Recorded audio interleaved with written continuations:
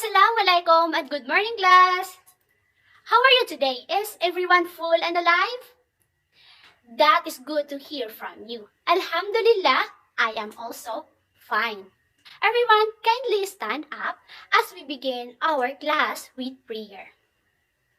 Amen. It seems that most of you are not 100% energized. So, let's do some exercises. The video I'm going to show you is called Banana Cha-Cha. So class, kailangan yung gawin o gayahin yung nasa video. Understood? Now let's start. Thank you very much for your participation. So now, let's get your attendance first. Kindly raise your right hand and say pretty if you hear your name. Abulais, Adam, Adap. Very good, class. Everyone is here. We will not start our class if our surrounding is messy and noisy. So, kindly arrange your chair, clear your desk, pick up those tiny pieces of trash that you can see around you, and lastly, sit properly. Class, I want you to be reminded about our classroom rules. First, respect and listen to the teacher and also to your classmates. Raise your hand to speak. Be prepared for the class. Be quiet when teacher is talking. Share new ideas. Be kind, and lastly, always do your best. Everyone, pass your answered assignment in your front without standing, and let's check your works. Okay, class. What was our topic last meeting? I will be glad if someone in the class can say it loud. Thank you very much, and you may now take your seat. Our lesson last meeting is all about mental, emotional, and social health concerns. So class, did you understand our lesson about that? Because we will not proceed to our new lesson, which is related to our previous lesson. That is good to hear. Before we begin our lesson, I have here a motivational activity that is related to our next topic for today. Class, are you familiar with the game Scramble Word? Okay, so who can guess and give me the correct arrangement of these letters? First one, very good, it's cafe. Number 2, yes, it is alcohol. Very good, it's tobacco. And lastly, it is gateway drugs. Terms we used in the activity are all related to the gateway drugs. So, let us first unlock some difficult terms before we proceed to our proper lesson. Number 1 is caffeine. Caffeine is a substance that is found especially in a coffee and tea, and that makes you feel more awake. Number 2, tobacco. Tobacco is a plant that produces leaves which are smoked in cigarettes, pipes, and etc. And lastly is alcohol. Alcohol is an intoxicating ingredient found in beer, wine, and liquor. Okay, class, after doing the activity, what do you think will be our topic for today? Excellent. For this morning, we will focus the nature and the effects of gateway drugs. And through this, we will be able to answer the question, why should adolescents avoid using gateway drugs? Before we proceed to our lesson, let us read first our objectives. So, everyone, read. In this lesson, you will be able to do the following. Identify products with caffeine, explain the concept of gateway drugs, and lastly, describe the general effect of the use of caffeine, tobacco, and alcohol. Class, are drugs good or bad to our health? Yes, of course. Drugs is very, very bad for our health because drug is any substance na makakapagbago sa bodily function natin. Ang gateway drug ay isa siyang drugs that is thought to lead to the use of more dangerous drugs. Okay, can you give me an example of gateway drugs? Very well said. Example of gateway drugs are caffeine, tobacco, and alcohol. These are readily available pero ibinabinta lang ito para sa mga matatanda. Now let's proceed to the effect of gateway drugs. So first, we have here caffeine.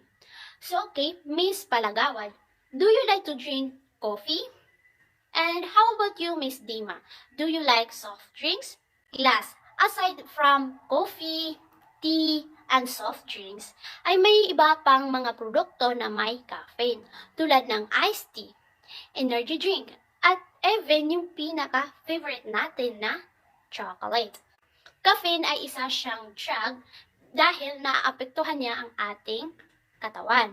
Kapag ang isang tao ay kumain or uminom ng produktong may caffeine is they will feel more alert and awake because itong caffeine na to ay isa siyang stimulant drug na naapektuhan niya yung ating brain at especially ang ating central nervous system. Naapektuhan din niya yung ating heart, blood vessels, and even kidneys. A small amount of caffeine makes the user refreshed and focused. Occasionally, eating of a slice of chocolate or yung pag-inom natin ng soft drink is hindi natin siyang matatawag na substance abuse. However, high dose of caffeine is mati-trigger niya yung pag-release ng stress hormones na kung saan ito yung magiging resulta ng pag-increase ng heart rate natin at yung blood pressure. While may mga similar products na walang caffeine tulad ng decaffeinated coffee, caffeine-free sodas and teas, at iba pang non-caffeinated drinks. Remember that these are also empty calorie food. There are other food and drinks that can give the most nutritional value without affecting the body's fluid balance. Okay, now let's proceed to the tobacco. Ang next sa caffeine na another stimulant is yung nicotine kung saan ito ay makukuha or matatagpuan sa tobacco. Smoking constrict blood vessels kung saan magdi-decrease yung skin temperature. Since it acts as a stimulant in the heart and the nervous system, yung gumagamit ng tobacco ay makakaranas siya ng pag-increase ng heartbeat at pati na ding blood pressure. There are also changes sa ating utak na magli-lead ng addiction. Does anyone smoke here? That's good to hear.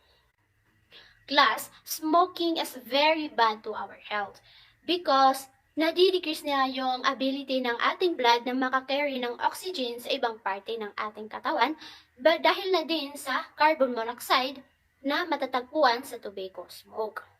Aside sa nicotine, yung smoke na nanggagaling sa tobacco ay mayroon ding tar. Ito ay isang cancer-causing agent. May smokeless tobacco naman na available para sa mga matatanda, pero may same effect pa din sa tobacco na kanilang ginagamit. Yung tobacco user na hindi kayang stop yung paggamit niya ng tobacco ay magsasuffer siya ng dark teeth na kung saan magre-resulta ng bad breath, oral cavities, and even receding gums. Okay, now let's proceed to alcohol.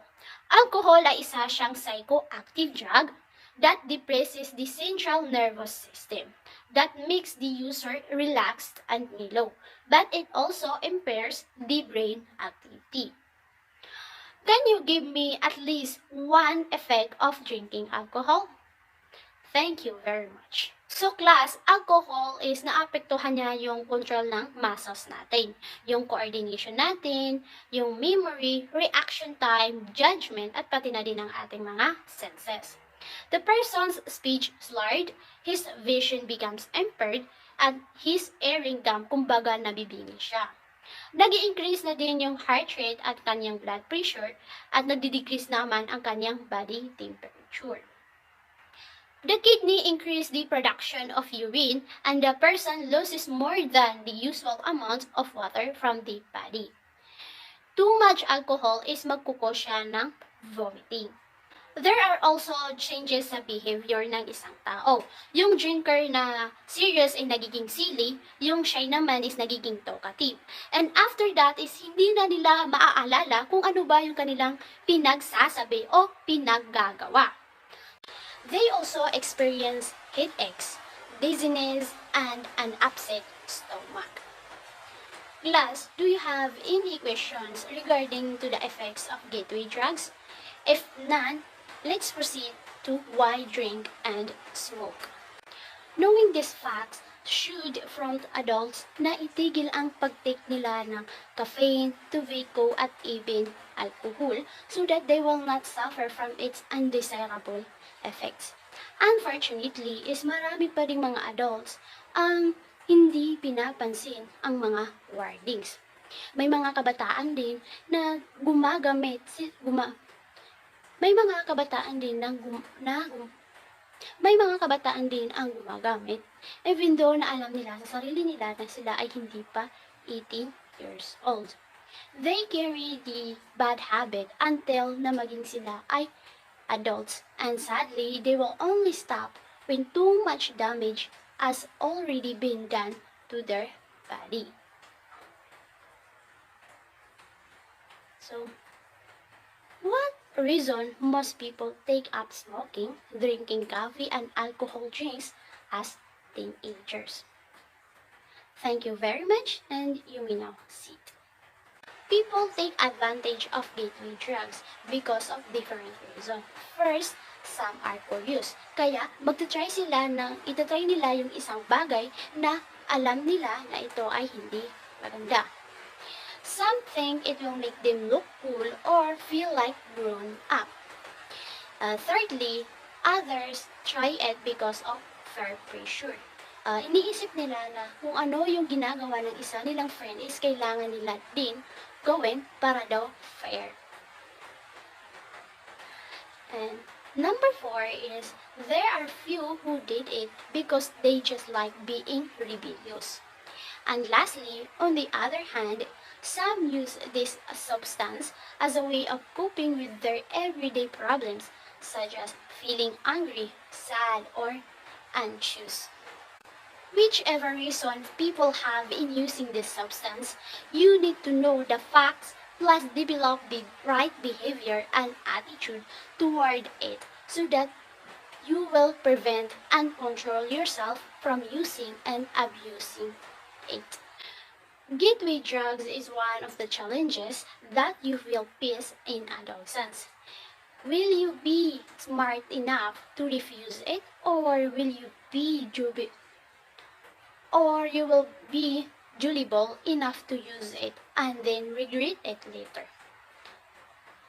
So after knowing the effects of gateway drugs, does anyone still want to try it?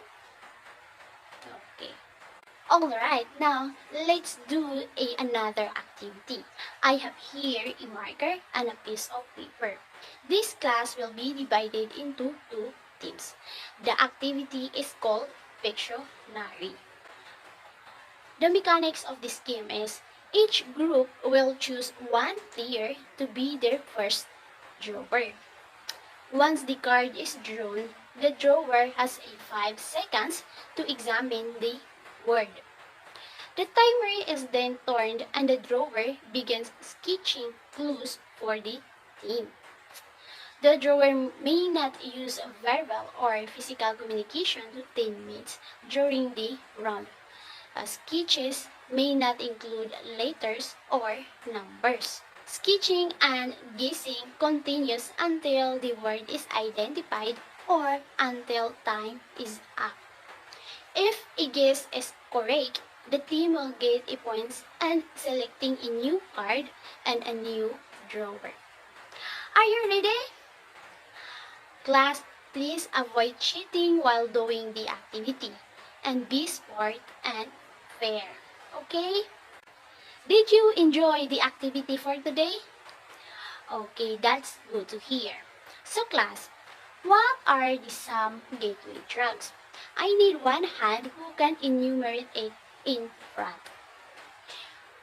Okay, what are the general effects of taking caffeine, tobacco, and alcohol?